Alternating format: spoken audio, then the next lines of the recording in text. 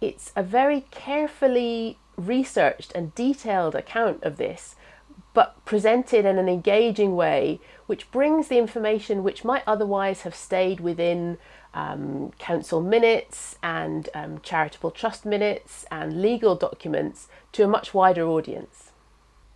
It's important that this book was shortlisted because it demonstrates the importance of rigorous research that sits outside an academic or university context and works to document an important community effort in Scotland.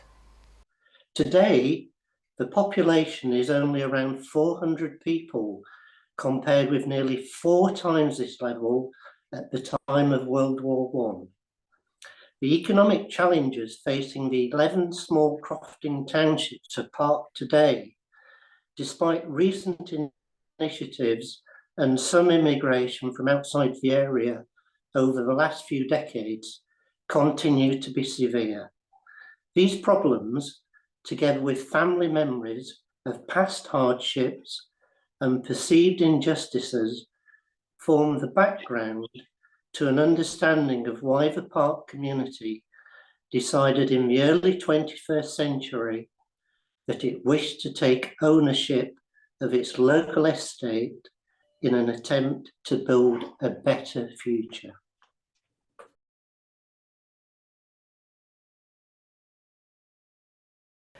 This is a bilingual book across 2 volumes that contains a linguistic analysis of just over 350 village names in the Isle of Lewis. It looks at the settlement names, the word order, how they function as names, and what the different levels of meaning in there are, as well as how they've changed over time from Old Norse to Gaelic. The book is an immense piece of research.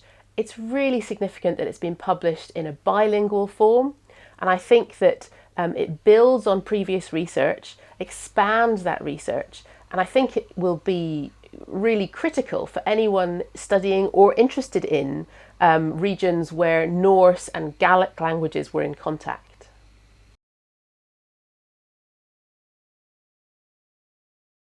It's a beautifully written book. It wears its learning lightly on its sleeve, but it's so full of rich detail. It really does bring the people of Scotland alive. You get a great sense of community with this book. It's very much a social history, but one that's alert to the art of the period, the ways in which people conduct their lives and shape their own communities. I am fascinated by the world of craft making and its new manifestations in areas like craftivism. I enjoy making things as an amateur. Not very well, I admit, but that doesn't matter. And I love seeing and holding and owning beautiful things made by other hands, many now long forgotten. While writing this book, I acquired 2 things that for me capture the magic and the eloquence of 19th century craftwork.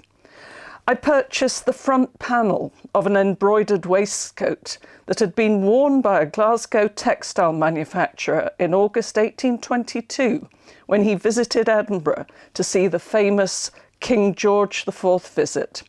Mounted in a frame shortly after the event, the wearer's name and the occasion are recorded on the back, but not the name of the embroiderer, whose exquisite designs composed of high summer motifs, butterflies, flowers and wheat sheaves, perfectly executed in coloured thread on pale yellow silk, was a fitting celebration of a great event. So this is a really important book because it tells a story that hasn't really been told before in this kind of way. It gives voice to craft workers across the country, whereas we ordinarily think about craft workers in their local communities. This book really builds that up, scales that up, if you like, to almost a national level.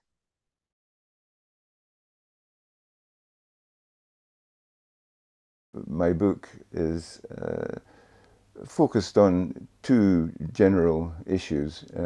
One clearly is to carry out a biographical study of John Hill Burton, a a figure, an important figure in 19th century Scotland who has been largely lost to view, but also to assess the significance of his major work, his History of Scotland, which was published in final form in 1873, for what it can tell us of the way in which the Scots perceived their history in the period. Recovering Scottish history makes a compelling case for the necessity of reassessing John Hill Burton's standing among 19th century Scottish historians. With a more thorough view of Burton's influence on Scott and Geoffrey, among other people, we will surely gain a clear understanding of the period's sense of national and unionist identity formation. Not merely a study of Romantic and Victorian thought, Beveridge's engaging book invites us to consider the ways in which shifting trends in historiography impact on the present.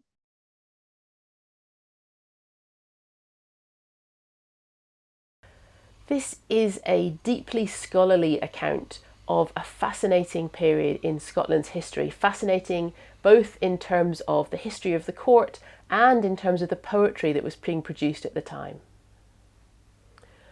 It's important that this book was shortlisted because it is a fantastic example of detailed research being able to tell a fascinating story about arts and Scottish history.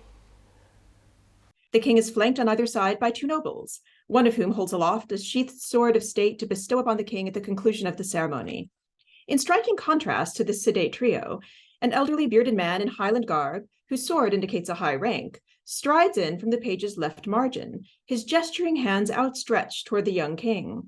Seemingly in his haste, he treads upon the Latin text of the chronicle, obscuring part of the chapter heading, but he produces a Gaelic text of his own, which the illustrator has inscribed upon a scroll that curls up from his mouth, Banach de re Albane Alex Mac Alex, meaning, Hail Alexander, King of Scots, son of Alexander. The illustration depicts a dynamic moment of national creation. The sudden appearance of the Highlander, although he is visually marked as an outsider, both by his garb and by his literally marginal position, heralds a show of unity as he acknowledges the king's authority over all of Scotland. Crucially, he establishes this authority as based in narrative, in a shared history that goes back to Scotland's founders, Heber the Scot, the son of Gaithalos, the son of Neolus, formerly the king of the Athenians, by Scoda, daughter of the king of Egypt. This shared ancestry overrides all division, uniting margin and center, subject and monarch, the elderly Highlander and the youthful king. Rising up on its scroll, the Highlander's speech joins the cross, the crown, the scepter, and the sword of state as a potent icon of Alexander's authority, his words linking the material symbols of office to the history that underwrites their power.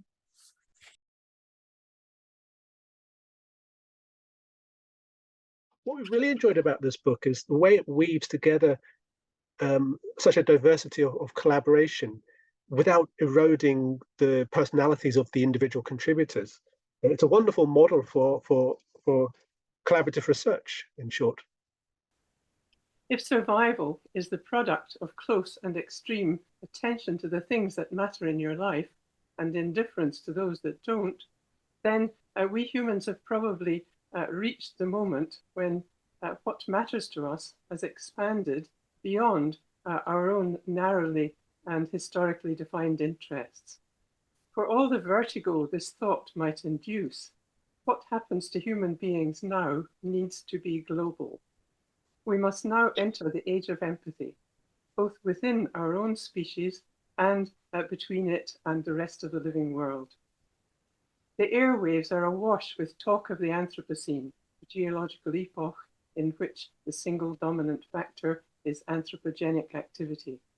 Nevertheless, some foundations have been laid, or at least seedlings planted, for a successor era. But of one thing there is no doubt. This is one of the ages of loss, and there are no grounds for complacency. It's a beautifully presented book, and books matter, and the way they look matters, but it has such a richness of scholarship driving it as well. It is beautiful on the inside and out.